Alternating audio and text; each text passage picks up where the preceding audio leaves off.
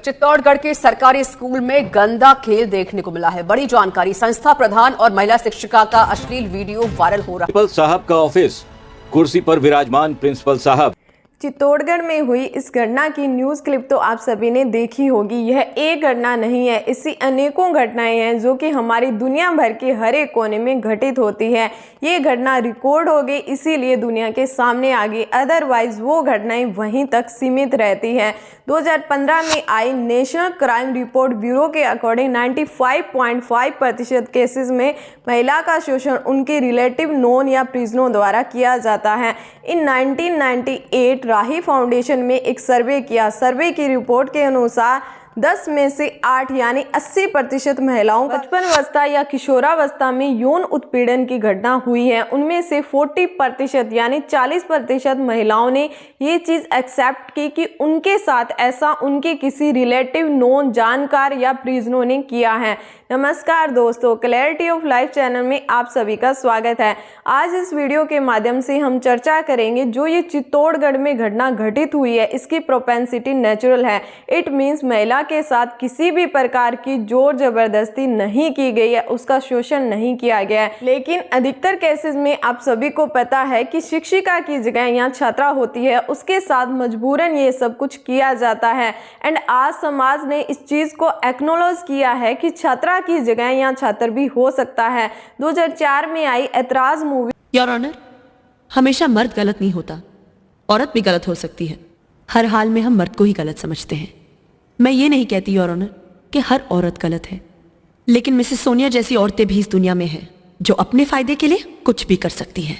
यानी महिलाएं भी सेक्स अब्यूज कर सकती है, इस चीज़ को नकारा नहीं जा सकता। ऐसी घटनाएं पहले भी होती रही है, वर्तमान में भी हो रही है और भविष्य में भी होगी। आप और हम इस चीज़ को संपूर्ण रूप से रोक नहीं सकते, लेकिन अहम मुद्दा ये है कि जो ये घटनाएं होती हैं उनका जो हमारे बच्चों के ऊपर और हमारे समाज के ऊपर नकारात्मक प्रभाव पड़ता है, उस चीज़ को कैसे अवॉइड किया जा सकता है। तो आज इस वीडियो के माध्यम से हम इस टॉपिक को बहुत क्लियरली से समझेंगे। आप भी अपने विचार साझा करें ताकि इस चीज़ को अच्छे से समझा जा सके कि हमारे जो रिलेटिव है, बच्चे हैं, उन्हें इस चीज़ से कैसे सुरक्षित कर सकते हैं। देखो, सबसे पहले हमें इस चीज़ को समझना होगा कि जो हमारी कर्म भूमि जिस कर्म के लिए बनी है, हमें वहाँ पर वही कर्म करना है।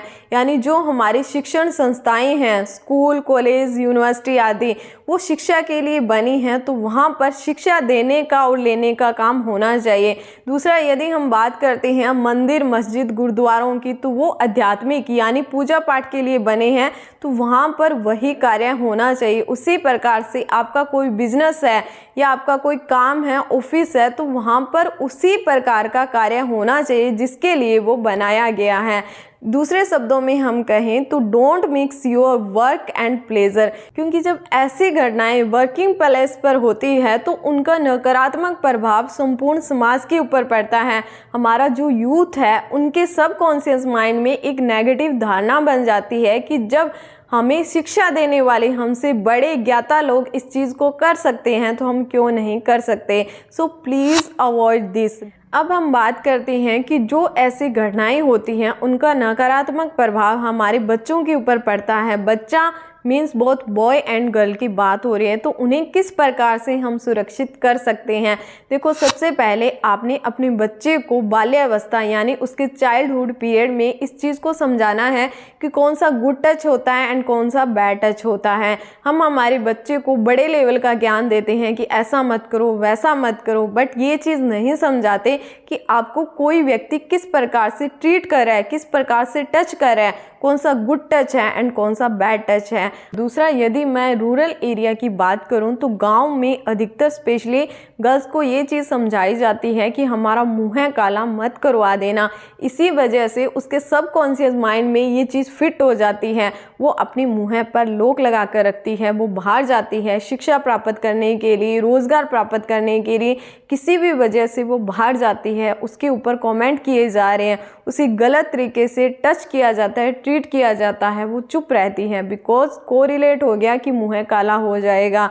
तो आपका और आपके बच्चों के साथ एक ऐसा रिलेशनशिप होना चाहिए कि आपके बच्चे बिना आपसे डरे खुद का डर आपके साथ साझा कर पाएँ। दोबारा इस बात को सुनो कि आपके बच्चे बिना आपसे डरे खुद का डर आपके साथ साझा कर पाए। देखो, आज का एक ट्रेंड छाया हुआ है कि माता पिता को बच्चों का फ्रेंड बनना चाहिए। देखो, फ्रेंड उन्हें बहुत मिल जाएंगे, बट सबसे पहले आपने उनकी माता पिता बनना है। एक ऐसा आपका बॉन्डिंग होना चाहिए, कनेक्शन होना चाहिए कि बच्चे आपके साथ इमोशनली अटैच हो। क्या उनके मन मस्तिष्क में चल रहा है वो सारी चीज़ें आपके साथ शेयर करें। दूसरा, आपने अपने बच्चे को इनडायरेक्टली ऑब्जर्व करना है कि जब आपका बच्चा अकेला होता है या पीयर ग्रुप में बिना किसी की निगरानी के होता है, तब वो कौन सी लैंग्वेज का यूज़ करता है, कौन कौन सी एक्टिविटीज़ करता है, कौन से टोन एंड टेनर का यूज़ करता है।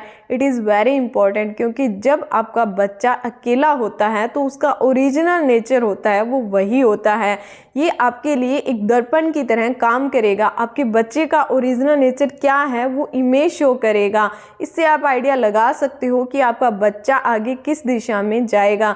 दूसरा, जब कंसल्टेशन लेने के लिए आते हैं तो अधिकतर पेरेंट्स का यही क्वेश्चन रहता है कि मैम हमारा बच्चा फ़ोन बहुत अधिक देखता है। तो मैं उन सबको एक ही एडवाइस देती हूँ कि आपका बच्चा फ़ोन कम देखता है, ज़्यादा देखता है, ये छोटा इशू है, बट वो फ़ोन में कौन सा कंटेंट कंज्यूम कर रहा है, क्या देख रहा है, ये बड़ा इशू है। क्योंकि अधिकतर बच्चे शॉर्ट देखते हैं, रील देखते हैं, क्राइम, हिंसा वाले सॉफ्ट पोर्न लाइक वीडियो देखते हैं, तो उनके सबकॉन्शियस माइंड में एक चीज़ बन चुकी है कि it is very common, open platform में हो रहा है तो ये कोई क्राइम नहीं है, ये नॉर्मल है। एंड उसी के चक्कर में वो छोटा गलती करते हैं, फिर वो बड़ी नेक्स्ट लेवल पर चले जाते हैं। एंड धीरे धीरे करके वो उनकी एक छोटी गलती कब उनके जीवन को बर्बाद कर रही है उन्हें पता ही नहीं लगता। एंड अधिकतर पेरेंट्स इस बात को कोरिलेट नहीं कर पाते कि कैसे छोटी छोटी डॉट मिलकर एक बड़ी डॉट बन गई एंड फिर वो ब्लास्ट हो गया, बिकॉज उनका बच्चा उस टाइम हाथ से निकल जाता है, वो गर्त के गड्ढे में गिर चुका है। अब आप कोशिश कर रहे हो कि हमारे बच्चों के हम बचा लें, तो आप ऐसा नहीं कर पाओगे। तो आपने स्टार्टिंग में ही सारी चीज़ों को एक कनेक्शन बना के, एक रिलेशन बना के धीरे धीरे समझना है। एंड आपने इस बात को समझना है कि आपका बच्चा यदि लगातार लंबे समय तक यानी 2-2, 3-3 घंटे डेली आपके अनऑब्जर्व्ड रह रहा है तो आपके लिए वो रेड फ्लैग है। तीसरा, आपने अपने बच्चे का मोरल साइंस टीचर बनने की कोशिश नहीं करनी है। बच्चा आपको इग्नोर करने लगेगा, क्योंकि हम ये समझाते हैं कि ऐसा मत करो, वैसा मत करो, ये मत करो, वो मत करो। बच्चे हमें धीरे धीरे इग्नोर कर देते हैं, हमारी वैल्यू यहाँ आ जाती हैं एंड उसका पीयर ग्रुप है और है वो यहाँ पहुँच जाते हैं। जैसे ये वीडियो देखो, हम अपने मन से भागे हैं, इसमें आयुष का कोई गलती नहीं है। हम उसको खुद कॉल करके बुलाए थे और हम बोले थे उसको चलने के लिए। आयुष का इसमें कोई गलती नहीं है और पापा ये लोग जो केस किए हैं उसको वापस ले लीजिए। इन्हें कोई परवाह नहीं है, बिकॉज इन्हें इस चीज़ के बारे में पता ही नहीं है कि जो एक प्यार है वो अलग चीज़ है एंड जो मैरिज के बाद लाइफ चैलेंजेस फेंकती हैं, उन चैलेंज को एक्सेप्ट करके लाइफ में आगे बढ़ना एक अलग स्टेप है। बिकॉज इनके लिए जो एक प्यार है ये सब कुछ है। तो हमें हमारे बच्चे को ये चीज़ समझानी है कि जब हम कोई गलती करते हैं तो उनके परिणाम क्या क्या आएंगे।